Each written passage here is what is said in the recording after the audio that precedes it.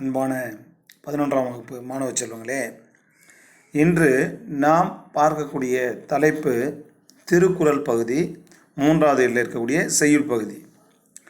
இப்போது அந்த செய்யுள் பகுதியில் இருக்கக்கூடிய திருக்குறளை நம்ம பார்க்கலாம். இதில் 26 திருக்குறள்கள் உங்களுக்கு கொடுக்கப்பட்டிருக்கின்றன. வள்ளுவன் தன்னை உலகினுக்கே தந்து வான்புகழ் கொண்ட தமிழ்நாடு என்று பாரதி சொல்லுகிறான். வள்ளுவனை பற்றி நீங்கள் 3ஆம் வகுப்பா அல்லது 2ஆம் வகுப்பா முதல் வகுப்பா, அதாவது நீங்கள் படிக்க வந்த காலத்திலிருந்து அந்த திருக்குறளை படிச்சுட்டுக்கிறீங்க. அப்படிப்பட்ட அந்த வள்ளுவனுடைய இந்த திருக்குறள் உலக பொதுமறையாக சொல்லப்படுகிறது. பல்வேறு மொழிகளிலே மொழிபெயர்க்க உட்பட்டிருக்கக்கூடிய இந்த திருக்குறள் ஒரு நிமிடம். அப்படிப்பட்ட இந்த வள்ளுவனுடைய திருக்குறள் பல்வேறு மொழிகளிலே மொழிபெயர்க்கப்பட்டிருக்கிறது என்று சொன்னேன். அதாவது நம்ம வீட்டில் சரியாக படிக்கலன்னு சொன்னால் என்ன செய்வீங்க? அப்பா அம்மா என்ன செய்வாங்க? 2 தட்டு தட்டி படிக்க சொல்லுவாங்க. இல்லை ஏதாவது நீ சொல்கிற பேச்சை கேட்கணும்னு 2 தட்டு தட்டுவாங்க. ஒழுங்காரு, அடங்கு அப்படின்னு திட்டுவாங்க. நம்ம இந்த உலகத்தில் இருக்கக்கூடிய மக்கள் எல்லாம் திருந்த வேண்டும் இல்லையா? அதாவது உங்கள் அப்பா அம்மா நீ தவறு செய்தால் 2 அடி கொடுப்பாங்க, திருத்துவாங்க. 2 அடி கொடுத்து திருத்துவாங்க இல்லையா? படிக்கலை அப்படி சொன்னால், அல்ல சொல்கிற பேச்சை கேட்கல சொன்னால் 2 அடி கொடுப்பாங்க. அதே போல் வள்ளுவன் இந்த உலகத்தை திருத்துவதற்காக, மக்கள் திருந்த வேண்டும் என்பதற்காக 2 அடியால் இந்த உலகை அளந்திருக்கிறான். புரியுதுங்களா? இந்த 2 அடி கொடுத்துருக்குறான். அந்த 2 அடி தான் திருக்குறள். நாமெல்லாம் திருந்தணுன்றதுக்காக 2 அடி கொடுத்துருக்குறான். அதுதான் திருக்குறள். எப்படி அந்த வாமன அவதாரத்திலே திருமாலாகப்பட்டவர் 2 அடியால் அந்த விண்ணையும் மண்ணையும் அளந்தாரோ, அதே போல் 2 அடியால் அந்த திருமாலை போன்று தான் கொடுத்த இந்த 2 அடியால் வள்ளுவன் இந்த உலகினை ஆண்டு கொண்டிருக்கிறான். அற்புதமான கருத்துக்களை 2 அடியில் சொல்லி சென்றிருக்கிறான். ஒவ்வொரு கருத்தும் 10 ஒரு தலைப்பிலே 10 திருக்குறள் சொன்னாலும் 10 விதமான செய்திகளை சொல்லுகிறான். 133 அதிகாரங்களிலே சொல்லுகிறான். 1330 பாடல்களிலே. சரி, இப்போது உங்களுக்கு அவனை பற்றி தெரியும், அந்த செய்தியை பற்றி தெரியும். அதாவது 1330 133 அதிகாரம், வள்ளுவனுடைய மனைவி வாசுகி, அவர் எங்கே போகிறதா இருக்குது, 31ஆம் நூற்றாண்டு, இப்படி இதெல்லாம் படிச்சிருப்பீங்க. இப்போ நான் அதெல்லாம் நடத்த வரல, திருக்குறள் மட்டும் உங்களுக்கு நடத்த வரேன். ஓகேவா? முதல்ல அடக்கம் உடைமை என்ற தலைப்பில் கொடுத்துருக்காங்க பாருங்கள். அடக்கம் உடைமை அப்படின்னா பிறருக்கு நாம் அடங்கி வாழ்தல், தான் தோன்றித்தனமாக பிறரிடம் பேசாமல் அடக்கி வாசித்தல். கொஞ்சம் அடக்குடா, கொஞ்சம் அடக்கி வாசிடா அப்படின்னு சொல்கிறாங்க இல்லையா? பெரியவர்களிடத்தில் எப்படி அடக்கமாக வாழ வேண்டும், சிறியவனாக இருந்தால் சிறியவர்களிடத்திலும் நம்ம எப்படி அந்த திமிர்த்தனமாக நடக்கூடாது, ஆணவம் என்ற இருக்கக்கூடாது. அதுதான் இங்கே சொல்கிறான் பாருங்கள் வள்ளுவன். முதல்ல நிலையின் திரியாது அடங்கியான் தோற்றம் மலையினும் மான பெரிதுன்னா, தன்னுடைய நிலையிலிருந்து மாறுபடாமல் இருக்கணும் அப்படின்றான். இன்றைக்கி பணம் வந்துடுதுன்னு சொல்லி திடீர்னு உனக்கு பணம் வந்துடுதுப்பா, ஆனாலும் கோடிக்கணக்கில் ஒரு லாட்ரியிலேயே விழுந்துடுது, பணம் பெருசாக விழுந்துடுது. ஏதோ ஒரு கிரிக்கெட்டில் வைக்கிறீங்க ட்ரீம் 11, அதில் உங்களுக்கு பரிசு விழுந்துடுது, நிறைய பணம் நீங்கள் வச்சு டீம் ஜெயிச்சு போச்சு, அதிகமாக அந்த பிளேயர் வின்னர் ஆகிட்டார். அப்போ நிறைய பணம் வந்துடுது. அதுக்கு அடுத்தவொடனே உன் நிலைமை மாறிடக்கூடாது. உன்னுடைய நிலையிலிருந்து எந்த காலத்திலும் நீ உன்னுடைய நட்பு வட்டத்திலிருந்து மாறக்கூடாது. அப்படிப்பட்டதாக தான் நட்பு இருக்கணும். பணம் வந்துடுதுன்றதுக்காக அவனை உதாசீனப்படுத்தக்கூடாது. அதுதான் வள்ளுவன் சொல்கிறான். நிலையின் திரியாது அடங்கியான் தோற்றம் மலையினும் மானப்பெரிது அப்படின்றான். உன்னுடைய நிலையிலிருந்து பணம் வந்தாலும் சரி, எது வந்தாலும் சரி, எந்த நிலையில் இருந்தாலும் நீ மாறாமல் இருந்தால் அது எப்படிப்பட்டதுன்னு சொன்னால் அந்த பண்பு மலையை விட சிறந்தது அப்படின்னு சொல்கிறான். மலையினுடைய உயரத்தை விட சிறந்தது அப்படின்றான். அதுக்கு அடுத்து பாருங்கள். யாகாவார் ஆயினும் நாகாக்க காவாக்கல், காவாக்கால், சோகாப்பர், சொல்லிழுக்கு பட்டு அப்படின்றான். அப்போது யாராக இருந்தாலும் எதை காக்காவிட்டாலும், யாகாவார் ஆயினும் எதை காக்காவிட்டாலும், யாராக இருந்தாலும் எதை காக்காவிட்டாலும், எதை காக்கணுமா? காக்க, உன்னுடைய நாவினை காக்க வேண்டும். அப்படி காக்காவிட்டால் சோகாப்பர் சொல்லிழுக்கு பட்டு, சொல் குற்றத்திலே சிக்கி நீ துன்பப்படுவாய் என்று சொல்கிறான். இந்த நாக்கு இருக்குது பாருங்க, அறுத்தால் ரத்தம் வராதது. அறுத்தால் இந்த நாக்கு இருக்குது பாருங்க, அறுத்தால் ரத்தம் வராது. ஆனால் அந்த நாக்கினாலிருந்து வரக்கூடிய சொற்கள் உள்ளத்திலே இரத்தத்தை வடிக்கக்கூடியது, இரத்தத்தை வடிக்க செய்வது, அடுத்தவருடைய உள்ளத்தை புண்படுத்தக்கூடியது. நாக்குக்கு ரத்தம் இல்லை, ஆனால் நீ சொல்லுகின்ற அந்த சொல் இருக்குது பாருங்க, கடுமையான அந்த கொடுஞ்சொற்கள் பிறருக்கு இரத்தத்தை, குருதியை கொட்டக்கூடியது, அவ்வளோ மனவலியை தரக்கூடியது. அதனால தான் நான் என்ன சொல்கிறான், நீ எதை காக்காவிட்டாலும் பரவாயில்லை, உன்னுடைய ஆக்கை காத்துக்கொள்ள வேண்டும். அதைத்தான் நாங்கள் என்எஸ் கிருஷ்ணன் ஒரு பாடலில், எம்ஜிஆர் என்எஸ் கிருஷ்ணன் மன்னாதிவனன்ற படத்தில் ஒரு பாடல் படம், உலகத்திலே மிக பயங்கரமான ஆயுதம் எதுன்னு கேட்பார் எம்ஜிஆர். அதுக்கு என்எஸ்கே கத்தி கோடாரி அப்படின்னுவார், பெரிய பெரிய ஆயுதமானவர். அதெல்லாம் கிடையாது. உலகத்தில் பெரிய ஆயுதம் எது தெரியுமா? நாக்கில் நரம்பு இல்லாத பேசுகிறான் பாருங்க, அந்த நாக்கு தான் அது. இன்னும் உலகத்திலே பெரிய ஆயுதம் நாக்கு தான். அதனால் அந்த நாவினை நாம் அடக்கி ஆள வேண்டும். அதாவது ஒரு சின்ன வார்த்தை கூட அடுத்தவங்களுடைய மனதை புண்படுத்தக்கூடாது. நாம் பேசக்கூடிய அந்த வார்த்தை அது ரொம்ப ஆபத்தானது. அந்த நாக்கு ரொம்ப அடக்கி ஆளணும். அதை தான் அவன் அப்படி சொல்லியிருக்கான். அதுக்கு அடுத்து பாருங்கள், தீயினால் சுட்ட புண் உள்ளாரும் மாறாதே, நாவினால் சுட்டவடு. தீயால் சுட்ட புண் கூட ஆறிவிடும், ஆனால் அது வடுவாக நிற்கும் இல்லையா? தீயினால் சுட்ட புண் உடலில் வடு உண்டாகும் இல்லையா? புண் ஆறிடும், ஆனால் வடு உண்டாகும். உள்ளாரும் ஆறாதே, நாவினால் சுட்டவடு. நீ நாவால் சுடுறப்பாரு, நீ சொல்லக்கூடிய அந்த கொடும் சொற்கள், தீமை தரக்கூடிய சொற்கள், என் முகத்திலே முழிக்காத. சில நேரங்களில் திட்டக்கும் பொழுது என் முகத்திலே முழிக்காத, கண்ட மேனிக்கு திட்ட வேண்டியது, நாராசமாக இருக்கும். அப்படி கடுமையான சொற்கள் நட்போடு பழகியவனை கூட சில நேரங்களிலே தவறாக புரிந்து கொண்டு அப்படி திட்டி விட வேண்டியது. அதுக்கப்புறம் அவன்கிட்ட போய் பேசணும், எப்படி பேச முடியும்? கணவன் மனைவியிடத்திலே கூட சண்டை ஏற்படுகின்ற பொழுது மனைவியை திட்டு விடுகிறான். அதுக்கப்புறம் அந்த சொற்கள் அந்த மனைவியினுடைய உள்ளத்தை எந்த அளவுக்கு துன்புறுத்தும் என்பதை அவன் கொட்டி விடுகிறான். வார்த்தைகளை கொட்டி விட்ட பிறகு அது வார முடியாது. அதனால் அது என்ன சொல்கிறான் வள்ளுவன் பாருங்கள், தீயினால் சுட்ட புண் உள்ளாரும் மாறாதே, நாவினால் சுட்ட புண். தீயால் சுட்ட புண்ணு ஆறிடும், ஆனால் அது வடுவாக இருக்கும் இல்லையா? ஆறிடும் அப்படின்றான். அது கொஞ்ச நாள் அது வடு உண்டானாலும் அது என்னது மனசை விட்டு போயிடும். ஆனால் இந்த மனசால் திட்டுறங்க பாரு, காலத்துக்கு கட்டை வேகிற வரைக்கும் அது அப்படியே வடுவாக இருக்கும். இப்போ இந்த இதில் என்னென்னா, இந்த அணி சொல்கிறாரு வேற்றுமை அணின்னா, முதல்ல அதனுடைய ரெண்டும் வடு தான்.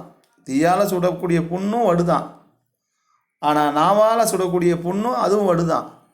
இப்போ ரெண்டுத்தையும் ஒன்றா சொல்கிறார், ஒற்றுமையை சொல்கிறார். தீயால் சுட்டாலும் அது வடுவாக தான் இருக்கும், ஆனால் ஆறிடும் இல்லையா? ஆனால் இவர் என்ன எப்படி வேற்றுமைப்படுத்துகிற பாருங்க, ஒற்றுமையை சொல்லி அது ஆனால் தீயால் சுட்ட புண் என்னது ஆறிவிடும், ஆனால் நாவினால் சுட்ட புண் உள்ளத்திலே இருந்து கொண்டு அப்படியே ஆறாத வடுவாக இருக்கும். புரியுதுங்களா? அப்படி முதல்ல ஒற்றுமை ரெண்டுமே வடு தான், புண்ணு தான். ஆனால் ரெண்டையும் வேறுபாடு காட்டுறார். ஒற்றுமையை கூறி வேறுபடுத்தி காட்டுவது வேற்றுமை அணி அப்படின்னு. அதுக்கடுத்து பாருங்க, தாளாற்றி தந்த பொருளெல்லாம் தக்காருக்கு வேளாண்மை செய்தல் பொருட்டு.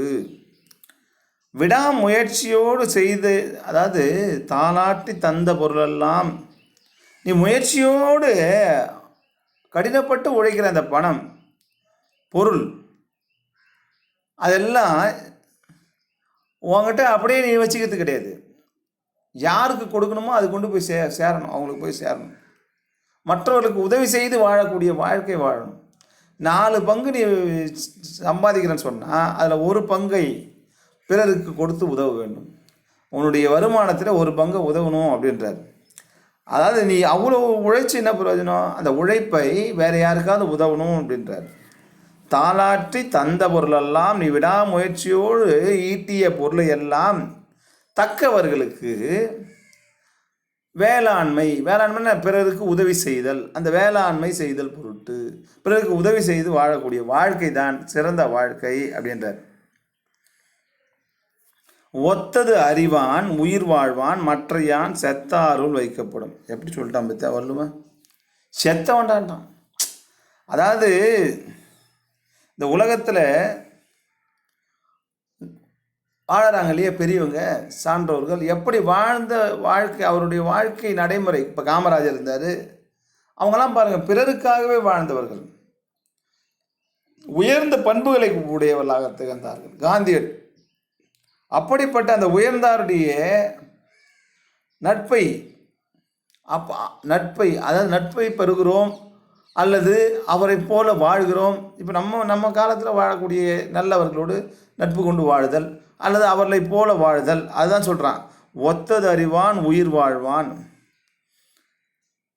அப்படி உலக நடைமுறைக்கு உயர்ந்தாரின் உலக நடைமுறையோடு ஒத்து போகிறவனே உயிர் வாழ்பவன் மற்றவன் எல்லாம் செத்தாருள் ஒருவனாகவே வைக்கப்படுவான் அப்படின்றான். அதனாலே பிறர் இந்த உலகம் எப்படி எந்த நடைமுறையில் செல்கிறது என்ற அறிவு வர வேண்டும். நான் அதனுடைய போக்குக்கு வரமாட்டேன் அப்படின்னு போகக்கூடாது. உலக நடைமுறையோடு எவன் ஒத்து போகின்றானோ அவன்தான் என்ன ஆவான், உயிர் வாழ்பவன். இல்லை என்று சொன்னால் அவனை செத்தாருள் வைக்கப்படுறான். அதுக்கு அடுத்து சொல்கிறா பாருங்க, மருந்தாகி தப்பா மரத்தற்றால் செல்வம் பெருந்தகையான் கண்படின்றான். அதாவது ஒரு நல்லவனிடத்திலே செல்வம் கிடைக்கிறது, பெரிய செல்வந்தனாக இருக்கிறான்பா, நல்ல பணம் இருக்கிறது, ஆனால் ஒரு 10 பைசா கொடுக்காம அடுத்தவனுக்கு என்று சொன்னாமல் ஒரு எச்சல் கையால் கூட காக்காயை ஓட்டாமல் அவங்க இடத்துல பணம் சேர்ந்து என்ன பிரயோஜனம்? அடுத்தவனுக்கும் அவன் பணப்பெட்டியிலே தான் அந்த பணம் தூங்கும். அவன் போகின்ற பொழுது அந்த பணத்தை எடுத்துகிட்டு போவான், அவன் சொந்தக்காரங்க எவனும் அனுபவிப்பான்.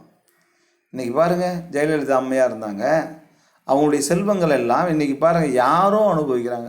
அவ்வளோ செல்வத்தை அதுனாங்க. அவங்க கொடுக்கலன்னு சொல்லலை, அவங்க கொடுத்தாங்க. ஆனாலும் இன்றைக்கி அவங்களுக்கு வாரிசு இல்லாத காரணத்தினால இன்றைக்கி பாருங்கள் அந்த செல்வம் எல்லாம் எவனும் சாப்பிட்றான். அதுதான் இப்போது அதுவே நல்ல வசதி, ஒரு நல்ல அறிவுள்ள கொடை கொடுக்க வேண்டும் என்று எண்ணம் இருக்கக்கூடிய ஒரு நல்லவனிடத்திலே செல்வம் கிடைத்தால் அந்த செல்வம் பிறருக்கு உதவும். அது எப்படிப்பட்டது தெரியுமா? அது சொல்கிறாரு, மருந்தாகி தப்பா மரத்தற்றால் செல்வம் பெருந்தகையான் கண்படின்றான்.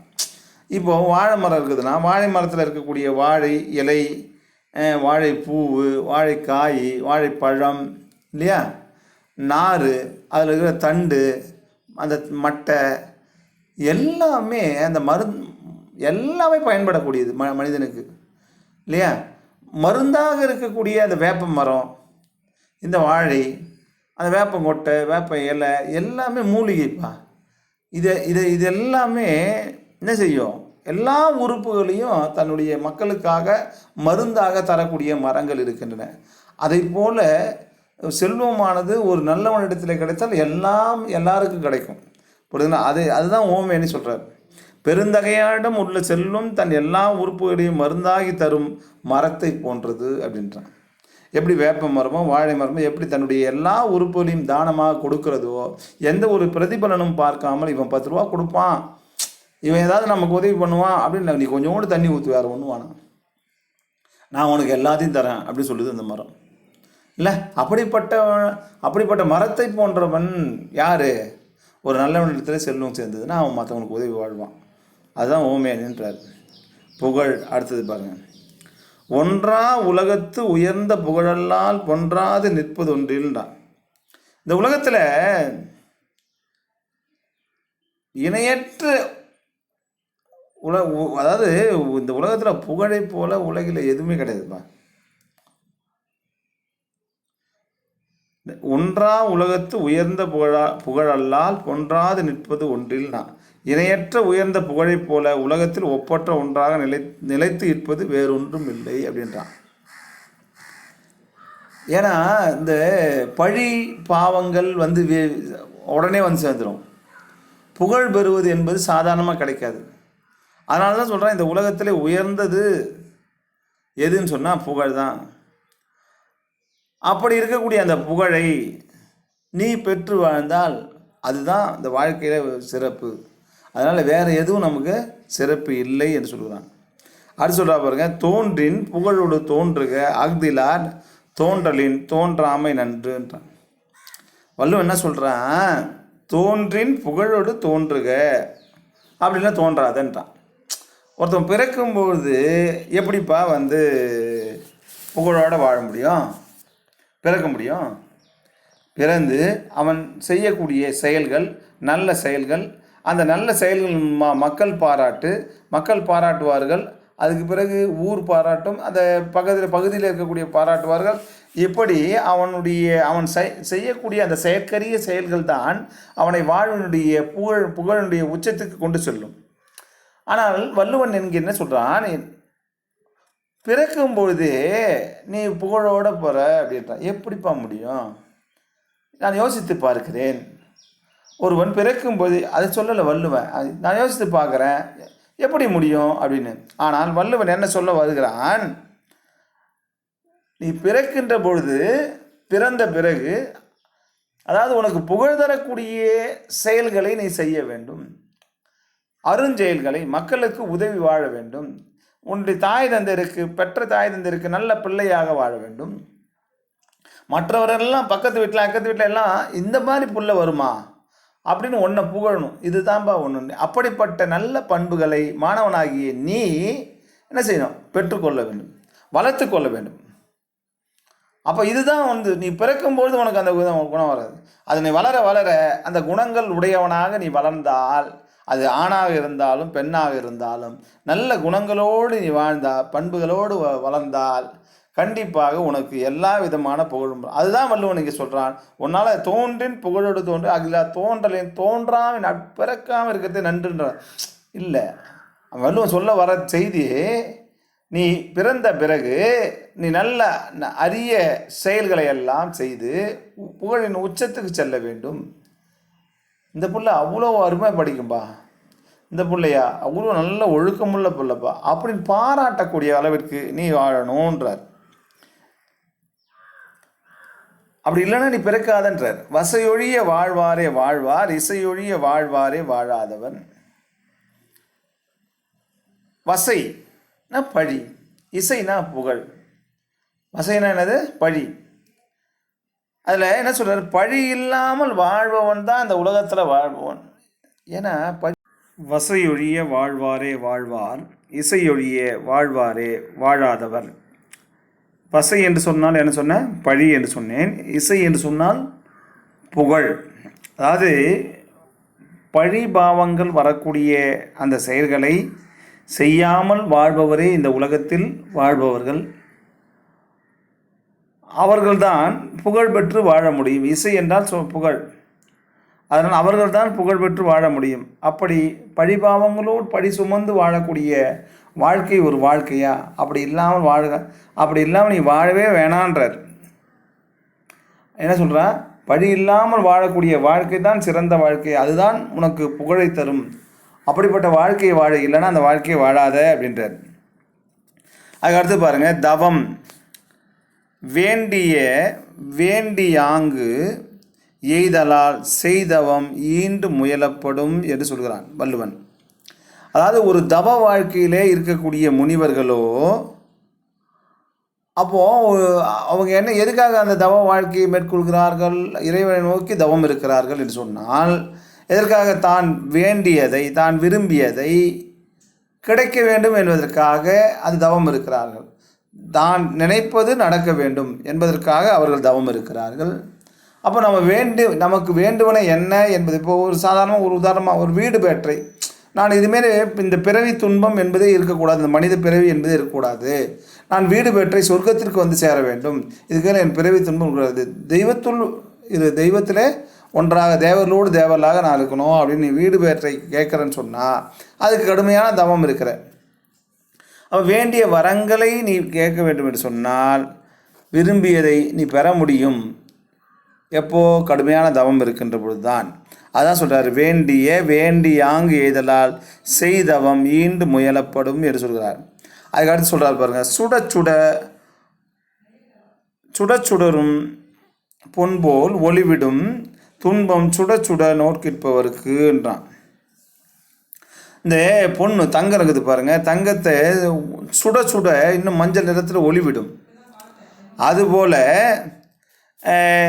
தவம் இருப்பவராகப்பட்டவர்கள், அதாவது தன்னுடைய உறக்கமின்றி இறைவனையே தொழுது தான் என்ன நினைக்கின்றார்களோ அதை அடைய வேண்டும் என்று சொன்னால் கடுமையான தவம். பகீரதன் ஒரு காலை தூக்கி கொண்டு அந்த கங்கை நீர் பூமியிலே பாய வேண்டும் என்பதற்காக பகீரதன் கடுமையான தவம் இருந்தான். புரியுதுங்களா? கைகளை தூக்கி கொண்டு ஒரு காலால் நின்று கொண்டு பல ஆண்டுகள் தவம் இருந்திருக்கிறான். அதனால் அந்த அந்த பகீரதன் அப்படி தவம் இருந்த காரணத்தினால கங்கையானது இங்கே மண்ணுலகிற்கு வந்தது என்று சொல்லுவார்கள். அதுபோல் இந்த ஓமையணி பாருங்கள், எப்படி பொன்னானது எப்படி நெருப்பால் சுடுகின்ற பொழுது அது புடமிட்டு, அதாவது ஒளிருமோ, மஞ்சள் நிறத்தில் ஒளிருமோ, அதுபோல் தவம் இருப்பவர்கள் தன்னுடைய உடலை வருத்தி, அதாவது கடுமையான தவம். அந்த வால்மீகி இருந்தான் இல்லையா, அந்த புற்றுக்குள்ளே இருந்தான் இல்லையா, ஒரு திருடனாக இருந்தவன், ஒரு கொள்ளையனாக இருந்தவன், திருமாலுடைய காட்சியினாலே அவன் திருத்தப்பட்டு அதுக்கு பிறகு அவன் ஒரு ராமாயணத்தை இயற்றக்கூடிய ஒரு ஆற்றலை பெற்றான். கடுமையானது அந்த புற்றை உடைத்து கொண்டு வெளியே வந்தான். அதுதான் வால்மிக்கு என்றால் புற்று. இந்த புற்றை உடைத்து கொண்டு வந்ததால் வால்மீகி அப்படின்ற பெயரோடு வாழ்ந்தான். அப்போ தான் அவனுக்கு அறிவானது அதிகமாக வந்தது வால்மீகி. அப்போ அறிவு ஞானம் எல்லாம் அவன் இறைவனாலே பெறப்பட்டான். ஞானம் அறிவு என்பது வேறு. ஞானம் என்பது இறைவனுடைய அருளால் அறிவு வளர அந்த அனுபவத்தினுடைய ஆற்றல் தான், அறிவு தான், அதுதான் முற்றி தான் ஞானமாக மாறுகிறது. அப்போ ஞானமானது வளரும் அப்படின்றான். அதுக்கடுத்து பாருங்கள், நிலை இல்லாமல் இந்த வாழ்க்கை என்பது நிலையில்லாத ஒன்று. நான் உங்களிடத்தில் அடிக்கடி சொல்வது உண்டு, இந்த உலகம் என்பது ஒரு நாடக மேடை. இந்த நாடகத்தில் நாம் எல்லாம் நடிக்க வந்திருப்பவர்கள். நாடகம் முடிந்தோன்னு பேக்கப் அப்படி சொல்லியிருப்பேன். அதனால் இந்த உலகம் வாழ்க்கை அப்படிப்பட்டது, நிலையில்லாத. நேற்று இன்னைக்கு இல்லை அப்படின்றது தான். இங்கே பாருங்கள், நாச்செற்று விக்குள் மேல் வாராமுன் நல்வினை மேற்சென்று செய்யப்படும். அதாவது இறக்கிறதுக்கு முன்னால் அப்படின்னு ஒரு விக்கல் வரும்பா. நான் கண்ணெதிரில் பார்த்தேன் என் தந்தைக்கு. அவர் இறக்கின்ற பொழுது கடைசி மூச்சு அப்படி விக்கி அப்படின்னு இழுக்கும். அப்படி இழுத்துதுன்னு விழுந்துன்னா அந்த விக்கல் வந்ததுன்னா அதுதான் சொல்கிறேன், நாச்செற்று விக்குள் மேல் வாராமல். அப்படி வரும்பொழுது அதை அவ்வளோதான், முடிஞ்சு போச்சு, அதில் இறந்துட்டாங்கன்னு அர்த்தம். கடைசி அதான். அப்படி வரத்துக்கு முன்னால் பிறருக்கு நல்ல வினைகளை நல்ல செயல்களை நீ செய்து விட்டு போனால் என்ன இந்த உலகத்தில்? ஏன்னா இந்த வாழ்க்கைன்றது சும்மா இல்லைடா, நிலை இல்லாத வாழ்க்கைடா. நீ சம்பாதிக்கிற பணத்தை ஏதாவது ஒரு உதவி செய்து கொஞ்சம் உதவி செஞ்சு போ, அது புகழ் கிடைக்கும். நீ நல்ல செயல் உனக்கு புண்ணியம் கிடைக்கும். அப்போது நல்ல செயல்களை செஞ்சுட்டு போடான்றார். நீ சாவறதுக்கு முன்னால் நெருநல் உளனொருவன் இன்றில்லை என்னும் பெருமை உடைத்து உலகு. இங்கே நேற்று இருந்தவன் இன்றைக்கி இல்லை. நேற்று வரைக்கும் நல்லா பேசியிருந்தாருப்பா, நேற்று நைட் நான் பேசணும்பா ஃபோனில் அவர்கிட்ட, அப்போவும் நல்லா பேசினார், காலையில் கேட்குறேன் இறந்துட்டாருன்றாங்க. எப்படி இது இல்லையா? நேற்று இருந்தவன் நெருநல் உளனொருவன் இன்றில்லை, நேற்று இருந்தவன் இன்றில்லை. இங்கே ஊரில் இந்த கருடிக்கு சுடுகாடு இருக்குது. அங்கே பார்த்தீங்கன்னா இன்று இவர் நாளை நீ, அடிக்கடி போகும்போது அதை பார்க்குறது, அந்த போர்டில் எழுதியிருப்பான், இன்று இவர் நாளை நீ. இன்றைக்கி இவன் வந்துட்டான், நாளைக்கு நீ தான். உன் மனசில் இந்த ஆணவம் கண்மம் மாயை இதெல்லாம் விட்டுடணும், மும்மலங்களையும் விட்டுடணும். இந்த ஆணவம் இருக்குது பாரு, அதுதான் உன்னை அகந்தை, தான் என்ற அந்த அகந்தை, இதெல்லாம் விட்டுடணும் இல்லையா? நேற்று இருந்தவன் இன்றைக்கி இல்லைன்ற போது நீ அந்த ஆணவத்தோடு வாழ்ந்து என்ன பண்ணணும்? மற்றவர்களோடு அன்போடு பழகாத நீ வாழற வாழ்க்கை என்ன அது? அதைத்தான் சொல்கிறார் அவர் வள்ளுவன். நெருநல் உளனுறுவர் இன்றில்லை என்னும் பெருமை உடைத்தது இவ்வுலகுன்றான். இந்த உலகம் அப்படிப்பட்ட ஒன்று. அதனால் நமக்கும் அந்த இது உண்டு, நாளைக்கு நாம் தான். அதனால் நாம் யாருக்காக வாழுகின்றோம் என்பதை நினைந்து மற்றவர்களுக்காக வாழ்ந்து வீட்டிலேயே குடும்பத்திலே அப்பா அம்மாவுக்கு நீங்கள் மாணவர்களாகி நீங்கள் உதவி செய்யுங்க. அதுதான். ஒரு பொழுதும் வாழ்வது அறியார் கருதுப கோடியும் அல்ல பல அப்படின்றான். இந்த வாழ்க்கை என்பது எப்படிப்பட்டது என்பதை சிந்திக்காத மனிதர்கள் நிறைய பேர். ஒரு பொழுதும் வாழ்வது அறியார், சிந்திக்காதவர்கள். இந்த வாழ்க்கை நிலையில்லாத ஒன்று என்பதை சிந்திக்காதவர்கள் நம்ம. ஆனால் கோடிக்கணக்கான எண்ணங்கள் அவனுடைய இருக்கும். இப்படி வாழணும், அப்படி வாழணும், காரு பங்களா அப்படி இதுணும், அவ்வளோ பணம் சேர்க்கணும், இது சேர்க்கணும், அது சேர்க்கணும். இதை பற்றியே அவனுடைய அந்த எண்ணங்கள் கோடிக்கணக்கான, கோடி இல்லை அதுக்கு மேலேன்றான் வள்ளுவன். அப்போது அந்த வாழ்க்கை என்பது எப்படிப்பட்டது என்பதை முதல்ல சிந்திக்கணும். ஆசா பாசங்களிலே, இந்த பந்த பாசங்களிலே மூழ்கி கிடத்தல், இதெல்லாம் மாயை. இந்த உலகம் மாயை உடையது. பணம் பகட்டு இதெல்லாம் ஒரு காலத்தில் இல்லாமல் போய்விடும். அது எங்கே போய்டும்? நீ செத்து போன பிறகு நீ உன்னோடு அந்த எதுவும் பணம் வராது, உன் பகட்டு வராது, எல்லாம் எதுவும் வராது. உன் உறவினரே உன் கூட வரமாட்டான் இல்லையா? வீடு வரை மனைவி, காடு வரை பிள்ளை, கடைசி வரை யாருன்னா. வீடு வரைக்கும் தான் மனைவி, வாசல் வரைக்கும். அதுக்கப்புறம் காடு வரைக்கும் பிள்ளை, சுடுகாட்டு வரைக்கும் அவன் கொல்லி வச்சுட்டு போயிடுவான். கடைசி வரைக்கும் யார் இல்லையா? அதுதான் அங்கே சொல்கிறாரு. அதனால் நீ உன்னுடைய ஒரு பொழுது கூட வாழ்வின் தன்மையை சிந்திக்காத என்னும் எண்ணங்கள் கோடி அல்ல பல அப்படின்றார்.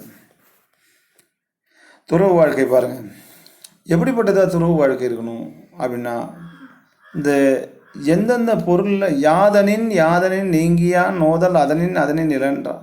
நீ எந்தெந்த பொருள் மீது பற்று வைக்கிறையோ, மனைவியா, அப்பா அம்மாவா, பிள்ளையா, பணமா, மற்ற அன்பா, இது எல்லாத்தையும் நீ விட்டுட்டுன்னு சொன்னால் உன் மேலே உனக்கான எந்த துன்பமும் வராது.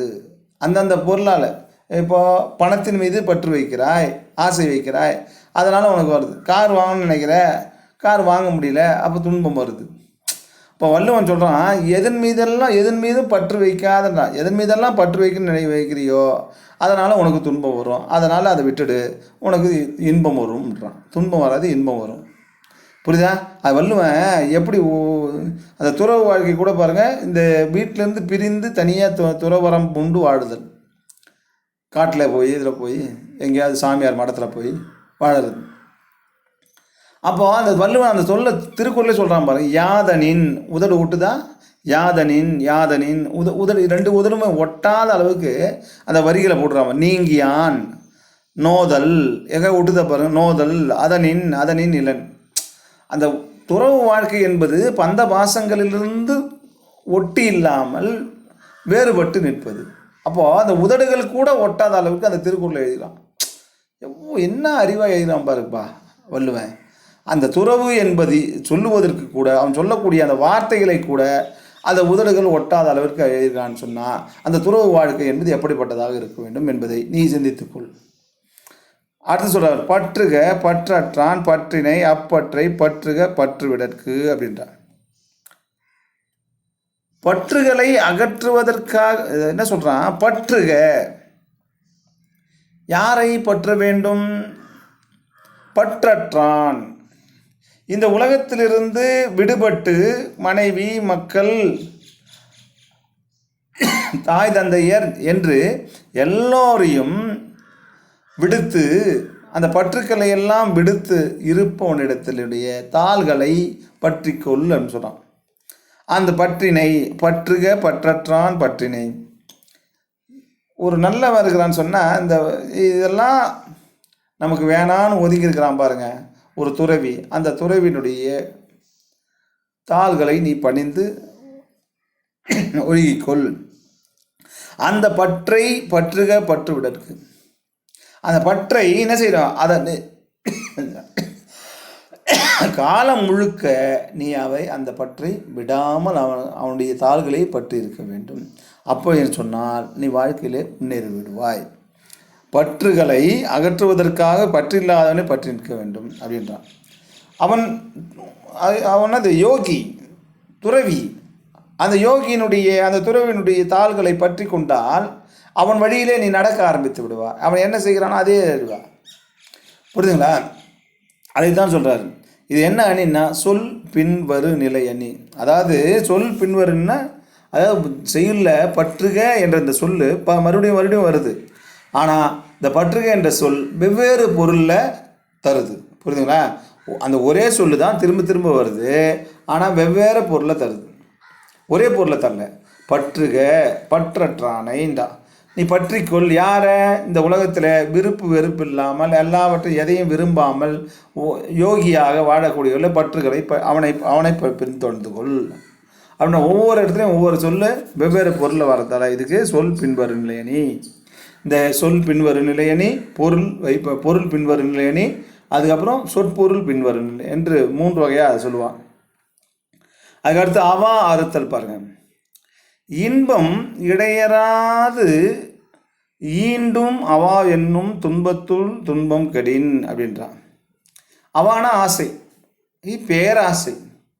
இந்த பாருங்க, இந்த இன்பம் இடையறாது ஈண்டும் அவாவனும் துன்பத்துள் துன்பம் கடின்றான். இந்த பேராசைன்னு பாருங்க. புத்தன் ஞான ஒளி பெற்றான் எங்கே? போதி மரத்தினுடைய அடியில். அவன் ஞான ஒளி பெற்று என்ன சொன்னான்? முதல்ல இந்த உலகத்தில் இருக்கக்கூடிய மனிதர்களுக்கு துன்பம் என்பது ஏன் வருதுன்னு சொல்கிறான். ஒரு விளக்கம் கொடுக்குறான் பாருங்கள். மனிதன் துன்பப்படவே தேவைடா, கஷ்டப்படவே தேவைடா. ஏன் சொல்லுங்க, நான் சொல்கிறத கேட்டீங்கன்னா என்ன சொன்னான் தெரியுங்களா? ஆசையை அறவே ஒழித்து விட்டால் மனிதன் துன்பப்படுவதற்கான சாத்தியக்கூறுகள் இல்லை. உன்னுடைய ஆசைகள் தான் உன்னை துன்பத்திற்குள்ளாக்குகிறது. நீ நல்லா படிக்கணும்னு நினைக்கிற, நிறைய இப்போ மேலே வரணும்னு நினைக்கிற, அதனால் இப்போ நீ துன்பத்துக்குள்ளே ஆளாகிற. இல்லைன்னா உன்னை பள்ளிக்கு அனுப்ப மாட்டாங்க இல்லையா? உங்கள் தாய் தந்தருடைய ஆசை நீ டாக்டர் ஆகணும், என்ஜினியர் ஆகணும் அப்படின்னு இல்லை. அப்போது இந்த துன்பங்களுக்கெல்லாம் உனக்கு எது? ஆசை தான் காரணம். அப்போ அந்த ஆசையை அறவே ஒழித்து விட்டால் இந்த துன்பம் நீங்கிவிடும். அதைத்தான் வள்ளுவன் சொல்கிறான். உனக்கு இன்பம் வந்து சேர்ந்து கொண்டே இருக்க வேண்டும் சொன்னால் பேராசையில் சொல்லக்கூடிய அந்த ஆசையை அறவே ஒழித்து விடு அப்படின்றான். ஏன்னா அது தொடர்ந்து வந்துக்கிட்டே இருக்கும். அதுக்கடுத்து பாருங்க, ஆறா இயற்கை அவா நீப்பின் அந்நிலையே பேரா இயற்கை தரும் அப்படின்றான். இந்த ஆசை அறவே ஒழிக்கவே முடியாதுப்பா. இன்னும் நம்ம மனிதனுக்கு நிறைவு என்பதே இல்லை. ஒரு ஸ்கூட்ரு வாங்கியிருக்கிறான், அதை விட இன்னும் ஸ்கூட்ரு வேறு வண்டி வாங்கணும்னு நினைப்பான், அல்லது கார் வாங்கணும்னு நினைப்பான். கார் வாங்கிட்டான்னு சொன்னால் அதோட மனிதனுடைய ஆசை நிறைவேறிட்டா? இல்லை, இன்னும் இந்த கார் இல்லை, இன்னொரு கார் வாங்கணும், வேறு இல்லைன்னா வேறு டிசைனில் வேறு இனோவா அந்த மாதிரி பெரிய காராக வாங்கணும் அப்படின்னு ஆசைப்பட்றான். மனுஷனை திருப்திப்படுத்தவே முடியாதுப்பா. ஆசை இருந்து கொண்டே தான் இருக்கும். அதுதான் சொல்கிறான், ஆறா இயற்கை. அது அவனை நிறைவு செய்யவே முடியாது. ஒரு காலம் அவனை நிறைவு செய்ய முடியாது. புரியல? என்றைக்கும் அவன் நிறைவான சாப்பாடு போடுறான் பாருங்கள், அன்னதானம்னு. அந்த அன்னதானம் தான் அவன் வயிற்று இருப்பான். அப்பா சாப்பாடு தான் என்ன சொல்லுவான்?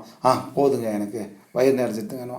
ஆனால் ஆசை என்பது அது என்னது? ஒரு காலம் நிறைவு செய்ய முடியாதது. அப்படிப்பட்ட அந்த ஆசையை விட்டு ஒழித்தான்னு சொன்னால் இந்த உலகத்தில் இந்த மனிதனுக்கு நிலையான இன்பம் கிடைக்கும். அது தானாக சேரும். புரியுதுங்களா? அந்த ஆசையை அறவே ஒழித்துட்டான். அதுக்கடுத்து பாருங்கள், வழி அறிதல். வினை வலியும் தன் வலியும் மாற்றான் வலியும் துணை வலியும் தூக்கி செயல்ன்றான். வினை வலி அப்படின்னு சொல்கிறான் பாருங்க. நம்ம ஒரு போருக்கு செல்கிறோன்னு சொன்னால் அந்த போரினுடைய தன்மையை நாம் ஆராய்ந்து பார்க்க வேண்டும். அந்த செயலின் தன்மையை ஆராய்ந்து பார்க்கணும். இந்த நேரத்தில் போகலாமா? மழை பெய்யுதா, பனி பெய்யுதா, அல்லது கடுமையான வெயில் காயுதா? இதெல்லாம் அந்த செயலினுடைய வலிமையை பார்க்கணும். எப்படி செய்ய முடியும்? அதுக்கடுத்து பாருங்கள், தன் வலிமை. நம்முடைய ஃபோர்ஸ், நம்முடைய வலிமை என்ன இல்லையா? நம்மளால் அவனை சண்டை போட முடியுமா, அவன்கிட்ட வெற்றி பெற முடியுமான்னு யோசிக்கணும். அதுக்கடுத்து மாற்றான் வலிமை. அவனுடைய வலிமை என்னன்னு பார்க்கணும். அவன் எவ்வளோ ஃபோர்ஸ் வச்சுருக்கிறான், நம்ம எவ்வளோ ஃபோர்ஸ் வச்சுருக்கோம். அதுக்கடுத்து பாருங்கள், அவனுக்கு துணையாக வரக்கூடிய வலிமைகள். வேறு நாடு எந்தெந்த நாடு வரும்? இப்போ நம்ம சைனா கிட்ட அட்டாக் பண்ண போனோம்னா வேறு நாடு அவனோடு அட்டாக் பண்ண வருமா? இல்லை பாகிஸ்தான்கிட்ட போனோம்னு சண்டைக்கு போனோம்னா அப்போ சைனா அவனோடு வருவான். இப்போ நமக்கு எந்த துணை வரும்? அப்போது நம்மக்கிட்ட எவ்வளோ ஃபோர்ஸ் இருக்குதுன்னு முதல்ல பார்க்கணும். தன்னுடைய வலிமை எவ்வளோ, ஆயுதங்கள் இருக்கிறது, அவனிடத்தில் எவ்வளோ ஆயுதங்கள் இருக்குது, எவ்வளோ சோல்ஜர்ஸ் அவன்கிட்ட இருக்கிறான், சிப்பாய்கள் எவ்வளோ இருக்கிறான். நம்ம 50,000 பேர் இருக்கிறான்னா அவன் 1,00,000 பேர் நினைக்கிறான்னா எப்படி செய்ய முடியும்? வெற்றி பெற முடியுமா? இப்படி இதை எல்லாவற்றையும் சீர்தூக்கி பார்க்க வேண்டும். அப்படி பார்த்தா தான் நம்ம வெற்றி பெற முடியும். இல்லை என்று சொன்னால் வெற்றி பெற முடியாது. அமைந்து ஆங்கு ஒழுகான் அளவறியான் தன்னை வியந்தான் விரைந்து கெடும்தான். இப்போ ஜெர்மனியினுடைய தலைவனாக இருந்தான் ஹிட்லர். 1939 45 வரை 2ஆம் உலகப் போர் நடந்தது. இந்த 2ஆம் உலகப் போருடைய கதாநாயகனாக திகழ்ந்தவன். அவ்வளோ ஃபோர்ஸ் வச்சுருந்தான், அந்த உலகத்தையே மிரட்டி கொண்டிருந்தான் ஹிட்லர். ஆனால் தன்னை வியந்தான், அவன் சொல்கிறான். அமைந்து ஒழுகான், யாரோடும் என்ன சொல்கிறான், ஒத்தே போவாதவன், எல்லாரையும் பகைத்து கொண்டான் இந்த உலகத்தில் இருக்கிறவனே. அளவறியான், தன்னுடைய வலிமையை அறியாதவன். அதாவது எந்த வலிமை இருந்தது, ஆனாலும் எந்த நேரத்தில் போகணும்னு தெரியாமல் அந்த வலிமையை புகழ்ந்து கொண்டு தன்னை உயர்த்தி கொண்டு, அந்த அதான் ஆணவம். தன் வலிமை அறியாமல் அது தன்னை மட்டுமே பெரியதாக நினைத்து கொண்டான். தன்னை வியந்தான் அப்படின்ற மாதிரி தான் இந்த உலகத்தில் அப்படின்றது. அவன் அப்படிப்பட்டவன்லாம் என்ன ஆவான்னா சீக்கிரமாக எழுதி போயிடுவான். என்ன ஆச்சு பின்னால்? ஜெர்மனி அந்த போரில் தன்னைத்தானே சுட்டு கொண்டு இறந்து கொண்டான். இந்த உலகத்தினுடைய சர்வாதிகாரியாக திகழ்ந்தவன் ஹிட்லர். அப்படிப்பட்டவன் என்ன ஆயிடுது? துப்பாக்கியால் தன்னைத்தானே சுட்டு கொண்டான். அதுக்கு அடுத்து பாருங்க, பீலிப்பை சாகாடும் அச்சு இரும் அப்பண்டம் சால மிகுத்து பெய்யின். பீலினா மயில் இறகு. இந்த மயில் இறகை சாகாடும் அதாவது வண்டியில் ஏற்றுறோன்னு சொன்னால், மயில் இறகை வண்டியில் ஏற்றுறோம். மயில் இறகு எவ்வளோ மென்மையானது, ரொம்ப மெலிசு, வெயிட்டே இல்லை, வெயிட்லெஸ்ஸு. அதை வண்டியில் ஏற்றுறோம். மயில் இறகு தானே, வெயிட்லெஸ் தானே, அது நிறைய ஏற்று, நீ மானு ஏற்றுற அப்படின்னா அதையே அளவுக்கு மிஞ்சி ஏற்றணும்னு சொன்னால் அந்த அச்சானது இரும்ன்றான், அச்சு முறிந்து விடும்ன்றான். அந்த வண்டியினுடைய அச்சு முறிந்து விடும். அதாவது ஒரு அளவு தான், அது மென்மையானது தான், வெயிட்லெஸ் தான், இருந்தாலும் அளவுக்கு ஒரு வைக்கோலை ஏற்றணும்னு சொன்னால் அந்த வைக்கோல் மென்மையானது தான். அந்த வைக்கோல் நிறைய அதுக்கு மேலே அதிகமாக ஏற்றணும்னு சொன்னால் என்ன ஆகிடும்? அந்த அச்சு முறிந்து விடுமா. அது இந்த திருக்குறளில் சொல்லிட்டான், ஓமையை சொல்லிட்டான். இதன் மூலமாக வேற ஒரு கருத்தை சொல்ல வரான், ஓமேயத்தை பெற வைக்கிறான். அப்போ ஓமையை கூறி ஓமேயத்தை பெற வைப்பது பிரிது மொழிதல் அணி. அப்போ இந்த ஓமேயம் என்ன? இது மூலமாக ஒரு கருத்தை சொல்கிறான். என்ன கருத்தை சொல்கிறான்? அதாவது ஒரு சாதாரண எளிமையானவன் நினச்சி யாரையும் என்ன செய்யக்கூடாது, நம்ம சண்டைக்கு போயிடக்கூடாது. இவன் தானே ஜிபி, சாதா மேட்ரு, சிம்பிள், 2 தட்டு காலம் போடுவான் அப்படின்னு சொல்லி அவனை போய் நீ தாக்கினாய் என்று சொன்னால், இப்போ இலங்கை இருக்கிறது, நாம் போய் அவனை அடிக்கிறோன்னு சொன்னால் அவனுக்கு சைனா சப்போர்ட்டுக்கு வருவான். அப்போது ஒரு சாதாரணவன் என்று நினைத்தோம்னு சொன்னால், அவங்ககிட்ட நம்ம சண்டைக்கு போகிறோம்னு சொன்னால் அதுக்கான பலன்களை நாம் அனுபவிக்கணும். ஒரு சாதாரணவனான அவனை போய் அடிச்சுன்னா அவன் போய் 10 பேரை கூட்டின்னு வந்துடுவான். புரியுதுங்களா? அதனால் நாம் எளியவன் என்று நினைத்து அவனை தட்டினோம் என்று சொன்னால், அடித்தோம் என்று சொன்னால் அவன் 10 பேரை கூட்டு வந்து ஒன்று மொத்திடுவான். அதனால் அப்படி யாரையும் எளிமையாக நினைக்காத அப்படி சொல்கிறார். அளவறிந்து வாழாதான் வாழ்க்கை உலபோல இல்லாகி தோன்றாக்கடும். தன்னிடத்தில் இருக்கக்கூடிய செல்வத்தை அறிந்து ஒருவன் வாழ வேண்டும். அப்படி வாழலன்னு சொன்னால் அது இருக்கிற மாதிரி இருக்கும், இல்லைன்னா என்ன ஆகிடும்? எல்லா செல்வமும் கரைஞ்சி போயிடும். அப்போ அளவறிந்து வாழணும் அப்படின்ற வாழ்க்கையை, அதாவது அது பட்ஜெட் போட்டு வாழணுன்றல அது மாதிரி. அதுக்கடுத்து பாருங்கள், காலம் அறிதல். அருவினை என்ப உளவோ கருவியான் காலம் அறிந்து செய்யின். இந்த உலகத்தில் அரிதான செயல் அப்படின்னா ஒன்றும் இல்லை. ஏன்னா காலத்தையும் இடத்தையும் அறிந்து செய்தால் அந்த அரிதான செயல். இப்போ அதாவது ஹிட்லர் காலம் அறியாமல் அந்த போர் செய்தான். அந்த போரிலே ரஷ்யாவை நோக்கி போகுது அவனுடைய படைகள். அங்கே பனிக்காலமாகி விடுகிறது. குளிரினாலே அவர்களுடைய வீரர்கள் எல்லாம் ஒடுங்கி போகிறார்கள், துன்பப்பட்டு இறந்து போகிறார்கள். அவருடைய வீரர்கள் உணவு வேற கிடைக்கல. அப்போ உணவு இல்லை, தண்ணீர் இல்லை, பனிக்காலம். இதனால் அவ்வளோ ஃபோர்ஸ் இருந்தோம் அவனால் வெற்றி பெற முடியலை. உலகத்தையே எல்லாத்தையும் இதுனா ஆனால் வெற்றி பெற முடியல. அதனால் அந்த காலம் நேரம் என்பது உண்டு, அதுதான் அங்கே. அதனால் அரிய செயல் என்பது ஒன்று இல்லை, காலத்தோடு செய்யணுன்றான். அதுக்கு அடுத்து சொல்கிறவன் ஞாலம் கருதினும் கைகூடும் காலம் கருதி இடத்தால் செய்யணும். இந்த உலகமே உனக்கு கிடைக்க வேண்டும் என்று நீ நினைத்து போரிடும் செஞ்சால் கருதினும் கை கூடும்ன்றான். காலம் கருதி இடத்தால் செய்யணும். காலமும் இடத்தையும் அறிந்து நீ போரிட்டால் கண்டிப்பாக அந்த ஹிட்லருக்கு வெற்றி கிடைத்திருக்கும். அந்த காலத்தையும் அந்த நேரத்தையும் கணக்கிடணும். இது மழைக்காலமா, இது பனிக்காலமா, இதுக்கு வெயில் காலமா என்று கணக்கிட்டு போர் தொடர்த்தும்னு சொன்னால் கண்டிப்பாக வெற்றி கிடைக்கும். நான் சொன்னேன் இல்லையா, மாற்றான் வலிமை, துணை வலிமை, இதெல்லாவற்றையும் பார்க்கணும். அப்படி நம்ம பார்த்தா தான் இந்த அதை வெற்றி பெற முடியும். உரிய காலத்திலே பொருத்தமான இடத்துல ஒரு செயலை செய்தால் உலகத்தையே பெற கருதினாலும் கிடைத்துவிடும். அதனால் இந்த உலகம் கிடைக்க வேண்டும் சொன்னால் அந்த காலம் நேரம் ஒன்று இருக்குது. காலம் கருதி இருப்பர் கலங்காது ஞாலம் கருது. இந்த உலகத்தையே ஆள வேண்டும், இந்த உலகத்தையே பிடிக்க வேண்டும் என்று நினைப்பவர்கள் அதற்கான உரிய காலம் கணிக்கின்ற வரை போருக்காக நாம் காத்து கொண்டிருக்கோம். அந்த காலத்தில் அரசர்கள் எந்த காலத்திலே போருக்கு சென்றால் நமக்கு வெற்றி கிடைக்கும் என்பதை எல்லாம் அறிந்து அவர்கள் அதற்கான காலம் வருகின்ற வரை அமைதி காத்து அதுக்கு பிறகு அந்த போரினை வென்று காட்டியிருக்கிறார்கள். அதனால் இந்த உலகமே உனக்கு உன்னுடைய ஆளுகையின் கீழ் வர வேண்டும் சொன்னால் அந்த காலத்தையும் நேரத்தையும் கணக்கிட்டு, காலத்தையும் அந்த இடத்தையும் கணக்கிட்டு நீ போருக்கு சென்றால் கண்டிப்பாக வெற்றி கிடைக்கும். கடைசியாக பாருங்கள், எய்தற்கு அரியது ஏய்ந்தக்கால் அந்நிலையே செய்தற்கு அரிய செயல். அதாவது எய்தற்கு அப்படின்னு சொன்னால் ஒரு அரிய செயலை நாம் செய்யணும்னு சொன்னால் உனக்கு அந்த கால நேரம் வாய்ப்பு கிடைக்கின்ற பொழுதே அந்த செயலை செய்து முடித்து விட வேண்டும். உனக்கு ஒரு தடவை தான் வாய்ப்பு கிடைக்கும். அந்த வாய்ப்பு அவனை ஷூட் பண்ணணும்னு அந்த டைம் கொடுக்குறான்னு சொன்னால் அதை விட்டுட்டேன்னு சொன்னால் உனக்கு வாய்ப்பே கிடைக்காது. அதாவது அமெரிக்காவில் வந்து நாசாவிலேருந்து என்ன பண்ணால் நிலவுக்கு அனுப்புகிறான் மனிதர்களை. நீல் ஆம்ஸ்ட்ராங் போயிருக்காரு, இன்னொரு ஆல்வின் எட்வின் ஒருத்தவன், 2 பேர் போயிருக்காங்க. அவங்க நாசாவில் அந்த இது இறங்கிடுது. இறங்கின பிறகு விண்கலம் இறங்கி விட்டது. இறங்கிய பிறகு நீ இறங்குன்னு கட்டளை கொடுக்குறாங்க நாசாவிலேருந்து. அந்த எட்வின்னு சொல்லக்கூடிய பேர் கூட வரல பாருங்கள், ஞாபகம் வரல பாருங்கள்.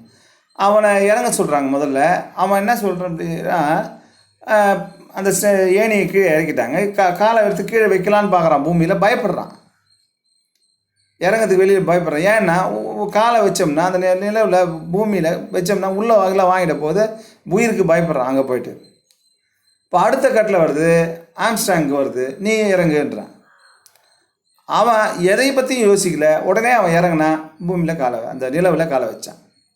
இப்போ நீ படிக்கும்பொழுது நிலவிலே முதல்ல கால் வைத்தவர் யார்? Neil Armstrong. இப்போ இருந்தாலும் பேர் ஞாபகம் இருக்குது. ஆனால் வாய்ப்பு அவனுக்கு யாருக்கு வந்தது? முதல்ல அவனுக்கு எட்வின், அவனுக்கு தான் வந்தது. அப்போ அவன் வந்து என்ன செஞ்சான்? அவன் இறங்கியிருந்தானா அவன் பேர் தான் நிலைத்திருக்கும். பாருங்கள், வாய்ப்பு வரும்போது தவற விட்டுட்டான். இன்றைக்கி வரலாற்றிலே அவன் பேர் இல்லை. வரலாற்றிலே யார்? நீல் ஆம்ஸ்ட்ராங் காலத்துக்கு இடம்பெற்று விட்டான். நீண்ட காலம் அல்ல, எக்காலத்துக்கும் அவன் இடம்பெற்று விட்டான். நிலவிலே முதல் காலடி வைத்தவன் நீல் ஆம்ஸ்ட்ராங் என்று. அப்போ வாய்ப்பு வருகின்ற பொழுது அந்த நேரத்தில் அது செய்து முடித்துடணும். இல்லைன்னா நம்ம அது இதாகிடும், விட்டுடுவோம். அப்போயே முடிச்சிடணும் அப்படின்றான் வள்ளுவன். கிடைப்பதற்கு அரிய காலம் வாய்த்தால் அப்போதே முடிப்பதற்கு அரிய செயலை செய்து முடித்து விடுக. இல்லை என்று சொன்னால் அந்த வாய்ப்பு மீண்டும் கிடைக்காது. வாய்ப்பு கிடைத்ததால் நீல் ஆம்ஸ்ட்ராங் வரலாற்றிலே இடம்பெற்றான். அன்பு மாணவர்களே, இத்தோடு இந்த திருக்குறள் பகுதி முடிந்தது. நன்றி.